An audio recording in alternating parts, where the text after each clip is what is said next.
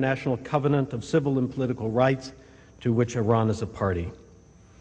These executions and others have coincided with a wider crackdown on student activists and academics accused of trying to foment a so-called soft revolution. This has included jailing and forced retirement of scholars. As Dr. Esfandiari said in a broadcast interview since her release, she was held in solitary confinement for 105 days because the government believes that the United States is planning a velvet revolution in Iran. In this very room, last year we learned something about velvet revolutions from Václav Havel, and we will likely hear the same from our World Leaders Forum speaker this evening, President Michelle Bachelet of Chile. Both of their extraordinary stories remind us that there are not enough prisons to prevent an entire society that wants its freedom from achieving it. We at this university have not been shy to protest the challenge the failures of our own government to live by our values, and we won't be shy about criticizing yours. Let's then be clear at the beginning. Mr. President, you exhibit all the signs of a petty and cruel dictator. And so I ask you,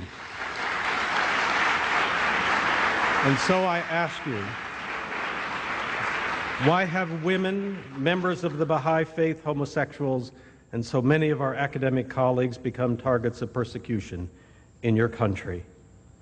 Why, in a letter last week to the Secretary General of the UN, did Akbar Ganji, Iran's leading political dissident, and over 300 public intellectuals, writers, and Nobel laureates express such grave concern that your inflamed dispute with the West is distracting the world's attention from the intolerable conditions in your regime within Iran? In particular, the use of the press law to ban writers for criticizing the ruling system. Why are you so afraid of Iranian citizens expressing their opinions for change?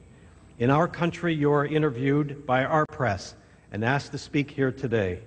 And while my colleagues at the law school, Michael Dorf, one of my colleagues, spoke to Radio Free Europe, viewers in Iran a short while ago on the tenets of freedom of speech in this country, I propose further that you let me lead a delegation of students and faculty from Columbia to address your universities about free speech with the same freedom we afford you today. Secondly, the denial of the Holocaust. In a December 2005 state television broadcast, you described the Holocaust as a fabricated legend. 1 year later, you held a 2-day conference of Holocaust deniers. For the illiterate and ignorant, this is dangerous propaganda. When you come to a place like this makes you quite simply ridiculous. You are either brazenly provocative or astonishingly uneducated. You should know, please, you should know that Columbia is the World Center of Jewish Studies, is a world center, and now in partnership with the Evo Institute of Holocaust Studies. Since the 1930s, we provided an intellectual home for countless Holocaust refugees and survivors and their children and grandchildren. The truth is that the Holocaust is the most documented event in human history. Because of this and for many other reasons, your absurd comments about the debate over the Holocaust both defy historical truth and make all of us who continue to fear humanity's capacity for evil shudder at this closure of memory, which is always virtue's first line of defense. Will you cease this outrage? The destruction of Israel. 12 days ago, you said that the state of Israel cannot continue its life. This echoed a number of inflammatory statements you have delivered in the past 2 years, including in October 2005 when you said that Israel should be wiped off the map, quote unquote. Columbia has over 800 alumni currently living in Israel. As an institution, we have deep ties with our colleagues there. I have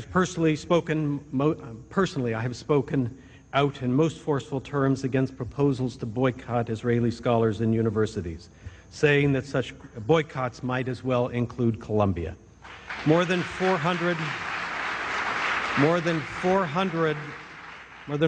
college and university presidents in this country have joined in that statement. My question then is, do you plan on wiping us off the map too?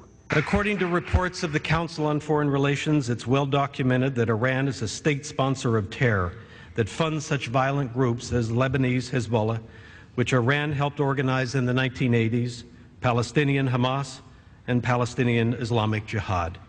While your predecessor government was instrumental in providing the U.S. with intelligence and base support in the 2001 campaign against the Taliban in Afghanistan, your government is now undermining American troops in Iraq by funding, arming, and providing safe transit to insurgent leaders like Muqtada al-Sadr and his forces. There are a number of reports that you also link your government with serious efforts to destabilize the fledgling Lebanese government through violence and political assassination.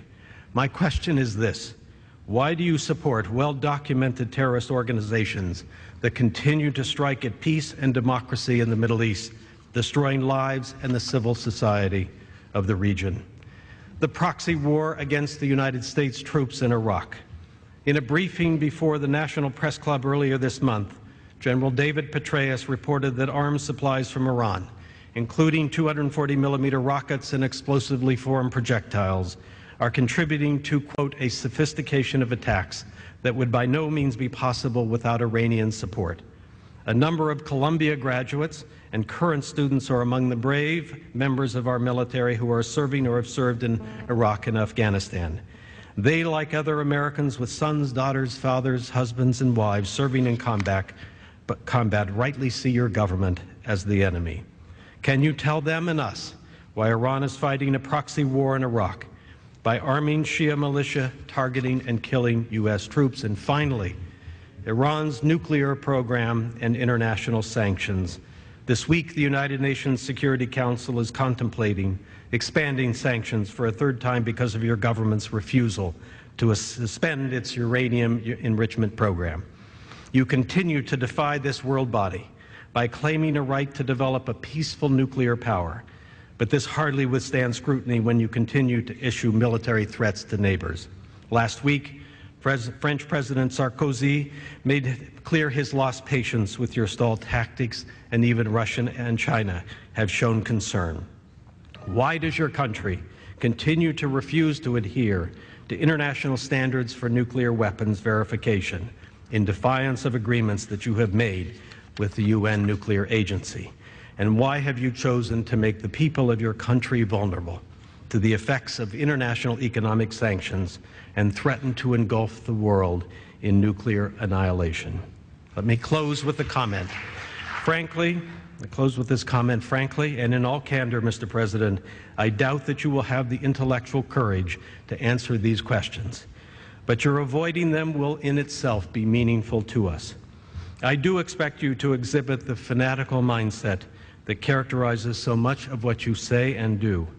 Fortunately, I'm told by experts on your country that this only further undermines your position in Iran, with all the many good-hearted, intelligent citizens there. A year ago, I am reliably told your preposterous and belligerent statements in this country, as at one of the meetings at the Council on Foreign Relations, so embarrassed sensible Iranian citizens that this led to your party's defeat in the December mayoral elections. May this do that and more. I am only a professor.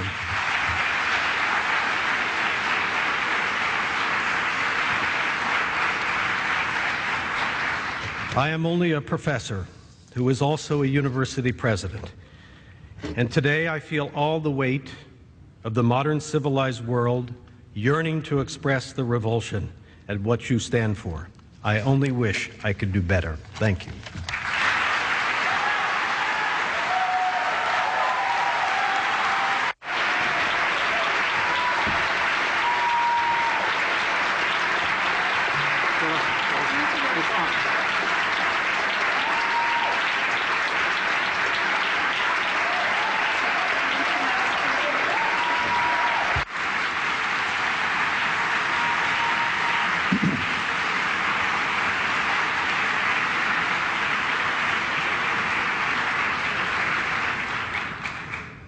Thank you, Lee.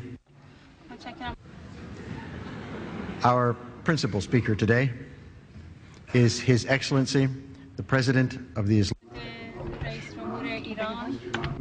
Ahmadinejad. Mr. President.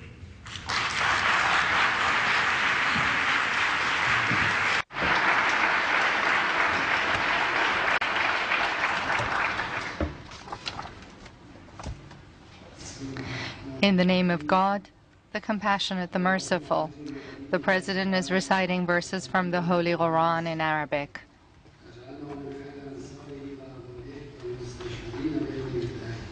O God, hasten the arrival of Imam al-Mahdi and grant him good health and victory, and make us his followers and those who attest to his rightfulness. Distinguished Dean, dear Professor